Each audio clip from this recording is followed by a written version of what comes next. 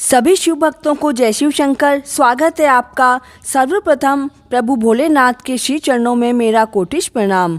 आश्विन मास के कृष्ण पक्ष की त्रयोदशी तिथि 23 सितंबर शुक्रवार को है। शुक्रवार को होने के कारण इसे शुक्र प्रदोष व्रत भी कहा जाता है। शुक्र प्रदोष व्रत करने से नेगेटिव थिंकिंग खत्म होकर जीवन में सफलता मिलती है।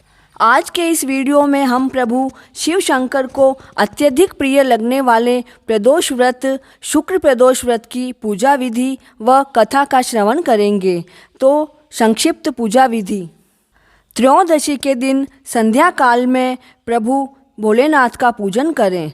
प्रदोष व्रत की पूजा शाम 4 बजे से लेकर 7 बजे तक कर लें। जिसने व्रत किया हो वह दोबारा स्नान आदि करके स्वच्छ वस्त्र धारण करे व पूजा गृह को साफ व शुद्ध करे।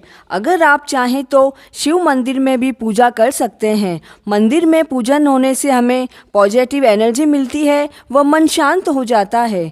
पूजन सामग्री को एक जगह इकट्ठा करें, कलश में शुद्ध जल भरें, पंचामृत से प्रभु शिव का अभिषेक करें। पंचामृत ना हो तो कच्चे दूध का उपयोग करें। कुशा के आसन पर बैठकर प्रभु का पूजन करें। षड अक्षर मंत्र ओम नमः शिवाय कहते हुए प्रभु शिव पर पंचामृत, दूध, जल आदि अर्पित करें। शिवलिंग पर जनेऊ या मोली वस्त्र स्वरूप चढ़ाएं। आँख, धतूरा, गुलाब, कमल आदि पुष्प चढ़ाएं। बिल्व पत्र चढ़ाएं। चंदन से प्रभु के त्रिपुंड बनाएं। सुगंधि के लिए इत्र अर्पित करें।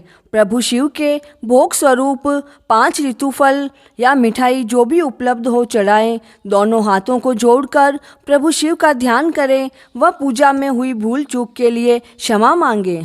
उसके पश्चात शुक्र प्रदोष की कथा का श्रवण करें। कथा पूर्ण होने पर हवन सामग्री मिलाकर 11, 21, 108 बार ओम ह्रीम क्लीम नमः शिवाय स्वाहा मंत्र से आहुति दें। फिर प्रभु की आरती करें और वहां उपस्थित जनों को आरती दें व प्रसाद सभी में बांट दें। तो यह थी संक्षिप्त पूजा विधि। अब हम शुक्र प्रदोष की कथा का श्रवण करते हैं। बहुत समय पूर्व की बात है। एक शहर में 3 दोस्त रहते थे। एक राजकुमार, दूसरा ब्राह्मण कुमार, तीसरा धनिक का पुत्र था। राजकुमार व ब्राह्मण का पुत्र का विवाह हो चुका था।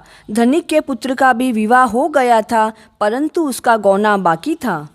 एक दिन तीनों मित्र स्त्रियों की चर्चा कर रहे थे। तब ब्राह्मण कुमार ने स्त्रियों की प्रशंसा करते हुए कहा, नारी बिना तो घर भूतों का डेरा होता है। धनिक के पुत्र ने यह सुना तो वह तुरंत ही अपनी पत्नी को लाने का निश्चय करने लगा। माता पिता ने उसे खूब समझाया कि अभी शुक्र देवता अस्त हैं, ऐसे में बहू बेटियों को उनके घर से विदा करवाना शुभ नहीं होता है। परंतु वह धनिक का पुत्र नहीं माना और ससुराल पहुंच गया। ससुराल में भी उसे रोकने की खूब कोशिश की गई, परंतु वह तो नहीं माना। तब विवश होकर माता पिता ने अपनी पुत्री की विदाई करी। ससुराल से विदा होकर पति पत्नी नगर से बाहर आ गए। तभी उनकी बैलगाड़ी का पहिया निकल गया व बैल की एक टांग भी टूट गई और दोनों को अत्यधिक चोटें भी आई। फिर भी वे आगे बढ़ते रहे। कुछ आगे जाने पर उन्हें डाकुओं का सामना करना पड़ा। डाकू सारा धन लूट कर ले गए। दोनों रोते बिलखते घर पहुँचे। वहाँ धनिक के पुत्र को सांप ने डस लिया। उसके पिता ने वैद्य को बुलवाया। वैद्य ने देखने के बाद यह बताया कि धनिक का पुत्र 3 दिन बाद मर जाएगा। जब यह सारी बात ब्राह्मण के पुत्र को पता चली तो वह तुरंत धनिक के घर आया।